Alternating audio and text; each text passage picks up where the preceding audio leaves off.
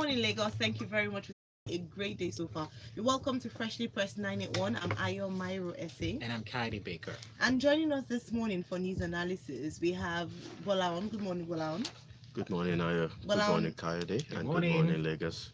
Morning. Gbolahan is at Mr. Gquest on Twitter, and we have Devoe Okorie at Devoe Okorie on Twitter. Good morning, Lagos. Cool, finding ministerial lists. All right. Okay, thank you very much. Now, if you'd like to join the conversation this morning or help Go find his ministerial list, you can send a message to us on WhatsApp, on Twitter, and we're streaming live on YouTube. Number to send your message to. Yes, you can send your messages to 0809-444-0981. Also, your tweets come to at Smooth981FM with the hashtag FreshlyPressed981, and also you can view live on YouTube as well. All right, so let's go on to our first story, Gbolahan. No surprises here. This trended yesterday. A number of people reacting, commenting on this story, and many people must have seen this video. Now, Punch newspaper has this headline: Video shows senator slapping nursing mother at sex toy shop. A serving lawmaker, Senator Elisha Abo, has attracted criticisms from Nigerians after being caught on video slapping a nursing mother repeatedly at a sex toy shop in the Wusetu area of Abuja. Now, Abo, who defeated Senator Binta Galba in the Adamawa North Senatorial District election, was seen assaulting the woman in the video originally posted by Premium Times.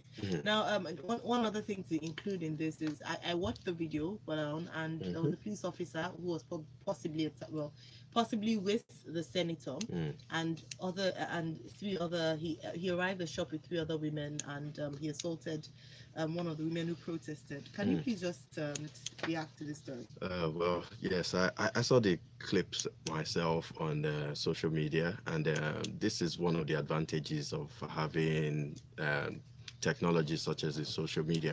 Who knows how long the incidences of this nature, or how frequently we have incidences of this nature occurring without making any headlines in national newspapers.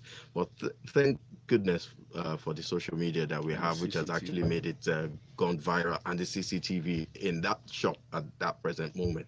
I mean, when I saw the video, I was in total shock and disbelief to see how a fellow human being can assault another human being simply for the mere fact that he stated, I mean, according to this report, it's stated that it was because he felt insulted by one of the shop attendants in the store. And the newspaper did report that what actually transpired at the shop was that the senator came in, that Senator Abo came into the shop at about 6 p.m., just as you mentioned, into the sex shop. And he came in with three other ladies. One of the lady was throwing up, and so she did that several times. And because of that, the shopkeeper was really upset about it, and she was saying that, she could have actually done that outside. And due to that confrontation, they were having a back and forth argument about it. He was accusing the shop owners of poisoning the air conditioning unit in that store, and which was what must have led into the poisoning. And the lady was, in her defense, was saying, if that's the case, how come everyone else is okay? Why is it just this lady that is actually throwing up in there? This was the incidents that occurred that led into the assault, several assaults on the lady. I saw the slaps, and I could even feel it just as I was looking at it on the screen. I mean, the senator had to be restrained. He wanted to do a bit more than what he could get to, but he was being absolutely. I have questions around this. It's the police officers that were present. I mean, the police officer that we could clearly see. Yes. I don't know if he was with the senator. I don't want to use the word attached because I want to understand if senators in Nigeria are supposed to have attaches when it comes to armed or security officials. Well, they will. Yes, they will. They can. They can. I mean, they're considered as VIPs too. And so, of course, they could actually apply for security details because they're classified as VIPs. But the question is, even if the police officer was attached to the senator or not, should the police officer be watching an assault on a fellow human being and then just fold your arms and do nothing. And the gentleman was actually asking for her to be arrested as well. I mean, arrested for what? For having an argument? Is that a crime to have an argument with a senator or to have an argument with anybody? It's definitely out of order. And I mean, in this country, what I just noticed is that a lot of people take laws into their hands. If you feel aggrieved by somebody, the next thing to do is to report it to the appropriate authorities and let the law take its course. By you laying your hands on anybody, you have actually taken the laws into your hands. That's an assault. All right, thank you very much. It's interesting he says that we take laws into our own hands, and this is particularly by a lawmaker. So he has been voted by his people in Adamawa to go to the House to help enact laws or vote on laws in Nigeria. Unfortunately, he's the very same person breaking He needs to be prosecuted. I was going to go. That was the next step I was going to ask. What would be the recommendation? He has to be prosecuted, and the matter has to go on to the National Assembly. Possibly suspension first before the police actually, before criminal charges are filed. It's important to know that this incident, the senator was approached and he said to the Punch correspondent that this incident happened in March and that they are in talks at the moment, and he'll give a robust response. Let me quote them. He'll give a robust response soon. He said he's in a meeting. He'll get in touch when he finishes discussion. I mean, the excuse is given, or his defense is that the incidents actually happened before he became a senator, and that it happened in March. It doesn't really matter when it happened. If it happened before you were a senator or after you became a senator, it's an offense. All right. Let's take a few comments, because this before we even started, a number of people are sending in their reactions on WhatsApp. We'll take some. This one here from Femi says, let us not be economical with the truth. The senator is way out of line. He should tender his resignation. He committed a physical abuse. All right. We have this one here from unfortunately, please can you put your name if you'd like us to read your comments out. This one from again, I'm sure a number of people want to react very quickly. Yes. Yetunde, thanks for sending in your name. I'm irked by the headline, Senator assaults nursing mother. A human being was assaulted. He has apparently released a statement claiming that it was an old video. Excuses. How will he vote a bill for human rights, not to talk of women's rights? Right, they're pouring in, but we'll have to go on to our next story very shortly. We'll probably be looking at this later on. Guardian newspaper, Devoe, I'll come to you for this one. Why my policies, programs, projects are unpopular, says Buhari. So the president yesterday declared that his decision to move against very powerful individuals remains unpopular and challenging. Can you take us through this? Yes, he was basically speaking to the group of people that came from the Buhari Media Organization, and basically he stated that the move against vested interest obviously was seen as unpopular and challenging, and he's discussing about powerful individuals who actually are affected by some of their policies, and that they will insist on doing the right thing with the right cabinet. And as you know, many people have been looking for, speculating, betting on this right set of people who are supposed to move the country forward. Yes. Now, his reason the first time for coming out quite late was that he was taking his time to get the right cabinet. I mean, in retrospect, did the right cabinet actually deliver? Well, that is past due now, because Nigerians have re-elected him, having seen their level of performance. Now, he said they were making significant progress despite the enemies who were twisting and bending facts. And like I said again, they were taking their time to get it right. The truth is this: Nigerians have made their choice despite the weak points of this administration. And like I've said before, he didn't come out quickly before. What do you really expect now? Are we expecting a change? No, it's very difficult for people who are advanced to change their ways. He's still sticking to his gun that he's taking his time to bring the right cabinet. And the unfortunate thing is that the country suffers until whenever the APC government is able to deliver the ministerial cabinet list. And I think at some point we have to start calling the government out on these things, because the world does not wait for Nigeria to produce its list. To say that you are taking time to get the right people in there, we really wonder why you were elected if at the end of the day you were not ready. And this is your second time going round. I expect it to have even come out with a snap. Okay. If you take a look at the facts, the House of Assembly just resumed this week. They'll be going on a 2-month summer vacation very soon, which means that this list can't even see the light of day until what's the month after September? October. October, and there goes 5 months. So we're back to So in all this time, what then happens? we wait. We have the country sits and it's happened waits. the The first government term. runs with a direct reporting line to the DGs, the permanent secretaries, etc., which they will move contracts and some initiatives to a level which the Constitution requires ministerial endorsement, and that's Right. where everything begins to hang. Let me ask you a question as posed by Shegun on WhatsApp. Shegun asked, Devoe, has your state governor gotten his cabinet yet? Because my state has no cabinet. Please, let us also focus on the states. How many of them have their cabinets in place? Everything is not about the president. He has a point, although the article is about the president. But you see, Nigerians, it's left to you and me. Has Sanwo-Olu released his list? We Do we haven't have a seen list some for kind of- Lagos states? No, we haven't. No, seen no. it. Sanwo-Olu, I'm very disappointed. I mean, you have it going on. What has happened?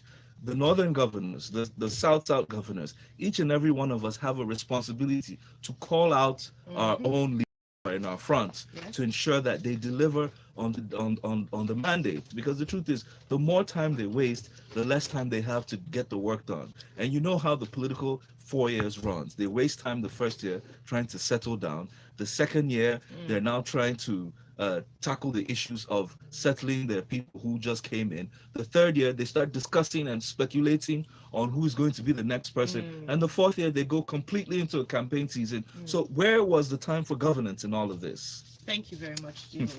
Right, let's go on to our next story here from the Punch newspaper. Well, I'll come back to you. Very worrying headline. Bad roads, we can't access, well, not the headline itself, or the story, but bad roads, we can't access 64 billion naira maintenance fund, says the Federal Road Maintenance Agency. They declared this yesterday that they've been unable to access the over 64 billion naira road maintenance fund that was meant to come from a particular percentage of petroleum product sale. Interesting news there. I mean, yesterday, just in Lagos State, even though it might not be a federal road, was it yesterday? 2 days ago, when the rains fell and the bad road in Ibrahim Adesanya axis almost put people going home to a standstill. It was a horrible experience for many Lagosians. We see such roads, you only have to travel cross country to understand the state of Nigerian roads and to see that there's money set aside for maintenance, and unfortunately FERMA is not able to access this. Can you please take us through this story? Well, it's an interesting story and it touches the lives of everybody in Nigeria, especially road users in Nigeria. This is FERMA now. We're talking about the Federal Road Maintenance Agency, and then they're responsible for fixing a lot of the federal roads in our states and interstates too. I mean, you see them a lot doing quite a lot of work, or sometimes working on the Third Mainland Bridge, and you see the signs up all the time. So this report is coming from, or the statement is coming from the managing director of FERMA, that's Nuruddin Rafid Dadi. And just as you said, the FERMA Act was amended in 2007, and part of that amendment that was done did specify that for every liter of petroleum product that is sold at a particular price, FERMA ought to be getting a certain percentage of that amount, which they are going to now use in rehabilitating the roads and fixing the roads all across the nation. But the question now is, since that Act has been amended in 2007, FERMA hasn't been able to get that money that has been accumulating. So according to him, he's saying that that money since 2007 has been accumulating in some pot, and that pot they don't even know how much has been accumulated over the years in that pot. They don't have an idea as to the value of the amount. So invariably, this should invariably translate into fixing of the roads, doing a lot more projects than what they're currently doing. As we speak, 2018 capital budget for FERMA was 32 billion. But out of that 32 billion, they were not even able to access all of the 32 billion. They were only able to access 50%. So this raises a lot of questions about the Nigerian government entity as itself. Yes. Are we a broke nation? Where is the money? Because if money is due to a particular agency, it's expected that they're meant to be getting that money to do the job. Right. But there's a lot of claims that we don't have enough money and we have to look for ways of generating this revenue. That's the Thank you story of very Nigeria much. generally. Thanks. Now, Tolu from Ilasa, just to react to what you mentioned earlier, a question was asked by Shegun earlier on. He says Senator Okowa has appointed 12 commissioners and his kitchen cabinet as at Monday. So just to highlight a few of them, a few senators, a few governors, I beg your pardon, Yeah, who it's, have Delta State. yes, Delta State. A lot of reactions on the first story, with the video and the senator. But we've seen your comments. We know a number of Nigerians are aggrieved and they want to see justice being served and the senator being brought to book. Let's go on to our next story here. Thisday newspaper, Leah Sharibu, Christian Association of Nigeria in the 19 northern states and Abuja has condemned statements by the Nigerian embassy in Washington, D.C., accusing Mrs. Rebecca Sharibu, mother of Leah Sharibu, and 3 others of making false claims against the federal government. Well, basically here, the story is about how the Heritage Foundation in the United States invited 4 victims that had experienced, were affected by the Boko Haram insurgency, which included Leah Sharibu's mom. Now, after they narrated the experiences, the Nigerian embassy in America gave a sharp response and then protested against the comments that they made and claimed that they were false and uncorroborated. So on coming back to Nigeria, the Northern CAN, the Christian Association of Nigeria in 19 northern states, rebuked on that account and asked the FG to sanction the Nigerian embassy in America, the staff, for the insensitive, inhumane, and irresponsible response, granted the pain, the excruciating pain that the mother and all the other victims had gone through. And I agree with this and ask that they apologize to the families, given the fact that the families had gone through some kind of loss and also deprivation of their loved ones, especially knowing that they're in captivity of terrorists. Now, beyond the story, it speaks a lot to the social welfare of those who have been affected by the insurgency. Because of our 1 week, 1 drama endemic in Nigeria, we seem to forget quickly what's going on in the real state of insecurity.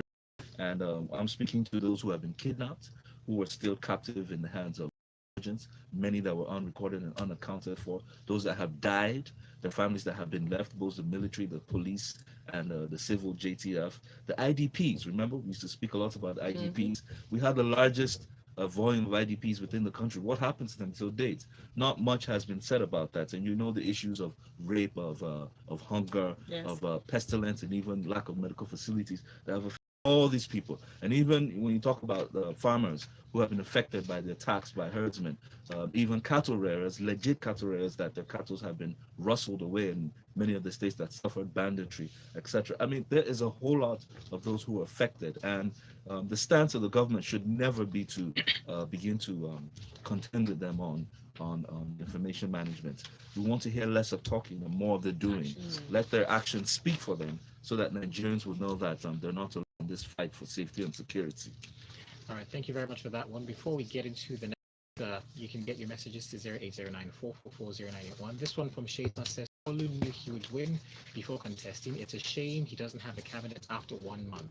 Gbolahan, our next story comes to you from the Guardian newspaper. It says banks record 1.5 trillion naira non-performing loans in 2018, and they're saying that the figures represent 15% increase in non-performance loans. Yes, BC in Yoruba terms. Well, this is an interesting article. It speaks to the challenges that we face in our banking industry in Nigeria, and also has an impact on you and I, the average citizens of this country, in accessing finance and accessing loans. The report specified, and the report is actually saying that the non-performing loans has increased according to the new International Financial Reporting Standards, which is IFRS 9, that there's now a new way of classifying bad debts and non-performing loans. And what has happened between 2018 and 2017 is that because of the new ways of classifying the bad debts now, our non-performing loans in the banking industry has grown by about 15%. In 2017, the non-performing loans were at a figure of 1.3 trillion naira. Okay. But in 2018 December, now we're talking about 1.5 trillion naira, which has grown by about 15%. And the reason why that has occurred is because, of course, just as I said, there's a new method of classifying it now, and now we have stage 1, stage 2, and stage 3 loans. And the stage 3 loans are those loans that are more than 90 days loans are included in it, and those loans that there hasn't actually been any attempt of paying back.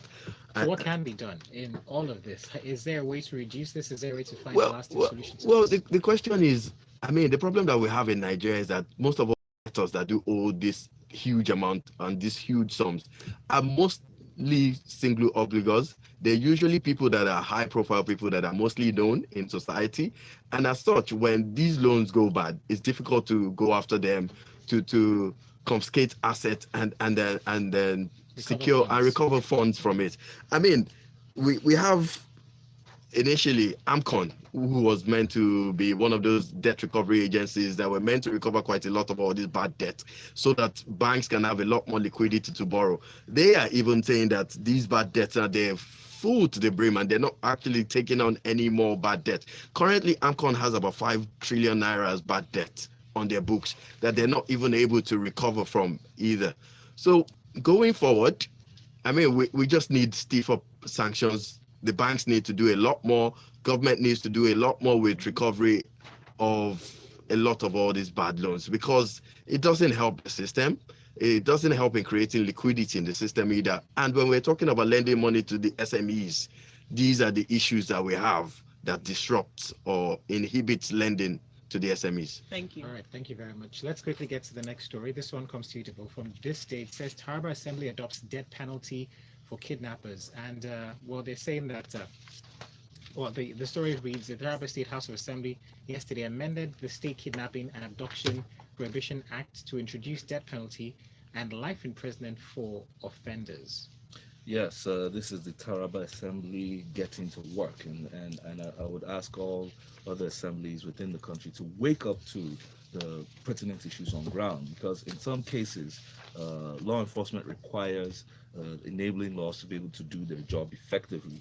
Now, obviously, we all know the menace that kidnapping has caused nationwide, and they have sat together and seen that capital punishment would actually be a means of deterrent. And what they've said is that any person who kidnaps or abducts a person by any other means of instilling or tricking another person with intent to demand ransom or compel another person to do anything against his will shall be sentenced to death. It also speaks to those who abet it in terms of having information or not releasing or making it known. If you're aware of such that took place, you would also face life imprisonment of about 20 years. Now, the thing is this, right? I think it's a right move, because sometimes the act of fear actually prevents many from actually carrying it out. And for a long while, capital punishment we've gone around in circles. Now, the problem is that to even get to that point, it means that people have to be caught. So we need to start seeing it's not just jungle justice. Whoever has been caught for such things or been involved, they have to be caught, captured, arrested, charged. When they get to court, they have to be sentenced. Now, even after sentencing, and this is where the issue lies, despite the law, capital punishment requires a final signature from the governor. And at the moment, Nigeria is having issues with capital punishment. Over 1,000 inmates are actually on death row. They've gone through court, they've been sentenced, they've been lounging in prison for ages because governors have not been able to get themselves to sign good to go. Yeah, okay. It's been a major problem. Many people don't know so this. The situation to tackle now is capital. I think it's the executive willingness, and the truth is, capital punishment, that is death row, by whichever means, hanging, by injection. In those days, we used to shoot them. It is a justified form of sentencing and judgment. So I don't think after the House has come together that governors should backtrack or be slow to it, because at the end of the day, for those who have taken other people's lives or even threatened other people's lives, and it has been agreed collectively by the people that it should attract such punishments, that they should backtrack on it. So I'm hoping that not only the Taraba state governor, but other state governors who have people lounging on death row need to wake up and ensure that they sign those death row tickets. All right. And let's get done with it. Just also point out in this story that apart from kidnappers who have been found guilty, any person who conceals any information or has knowledge as to the existence of a kidnap group or is aware of the planning and execution of a kidnap or abduction without informing That's a betting of relevant, yes, so accomplices will also get 20 years imprisonment. So if you have information about kidnappers that you're withholding, however, this is applicable in Taraba at the moment. We're still we're yet to know if other states will be willing to adopt this. Going to our next story real quick. This one says UK Home Office advice on trafficked Nigerians sparks criticisms, and basically comes from Thisday newspaper. There's a lot that's going back and forth. But Gbolahan, real quick, because of time, can you take us through it? Yes, basically what the UK Home Office has just come under heavy fire for the statements that was released on one of their policies on traffic citizens in Nigeria. And then the statement that was made in one of these policies was that normally what you normally find out is that when victims face that trafficked victims usually face the risk of being trafficked again, in order for them to pay off the debt that they owe to the traffickers or the people that are behind the trafficking offenses, and that when they usually do that, they make it overseas. Whenever they return back to Nigeria, they are usually celebrated or often celebrated because they are now wealthy from prostitution abroad. And so the UK government came under fire for making such allegations that how could you say people that were being kidnapped are profiting from it, that they don't profit from it. The only people that do profit from it are the kingpins that are behind the incidents, and as such they need to retract that statement because true. Well, that's what they say. We all know that prostitution is for profit. Yes, the traffickers do make an amount, but in the history of prostitution, especially from Nigeria to Europe, many of our girls have profited, and I think it's unfair that the Nigerian government begins to manage facts that is already known by everyone. And part of the accusation is that we do celebrate it. Yes, I was going to say that's what they're saying. That we many people have benefited from the work of social prostitutes in Europe. Why are we denying the blinking truth? What they should be acting on is how do they stem it? Not just stem, but remove the incentives or to make Nigeria a work enabling place so that they would rather stay here and find an option to livelihood than taking those options of going to make profit of prostitution. Absolutely. All right, thank you very much, Devoe. Thanks, Gbolahan. Unfortunately, we have to wrap up now. We'll take two more comments before we call it a morning. Dami, if on WhatsApp. He says here, if FERMA is not getting what is due from the Petroleum Ministry, the president should fire the minister. Sorry, who is the Petroleum Minister? That is where the problem is. I hope Buhari will not reappoint himself. Should fire himself. All right, thank you very much indeed. Thanks a lot, Devoe Okorie on Twitter and Gbolahan at Mr. G Quest on Twitter. And thanks to everyone for sending in your messages this morning. Unfortunately, we couldn't get through the tons of messages or the amount of messages that came through, particularly with the first story on the senator slapping a nursing mother. But we'll look at that. Hopefully, we can continue the conversation offline. You can go onto Twitter at Smooth91FM. Use the hashtag FreshlyPress91 and tag our analysts as well and continue the conversation online. But from us, it is time for us to go on a break. When we come back at 8:15, Tega will be here for the Locker Room 981. All right, we'll get to the story. I did. You're curious about